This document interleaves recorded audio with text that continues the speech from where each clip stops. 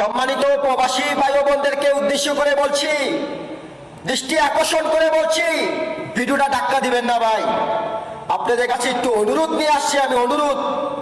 এই সরকারকে দেখা দিতে হবে 1,30,00,000 প্রবাসী কি করতে পারে বাংলাদেশের জন্য, বাংলাদেশের জন্য কি করতে পারে এটা দেখাই দিতে চাই আমরা প্রবাসীরা।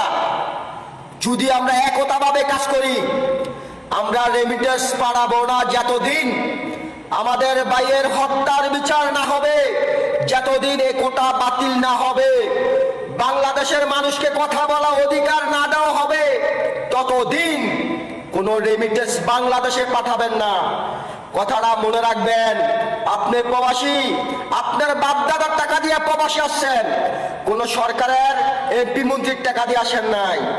অনুরোধ, রেমিটেন্স বন্ধ করবেন। কেডা কেডা সবাই শেয়ার করবেন। আর যারা আমার কথায় একমত আছেন, Likey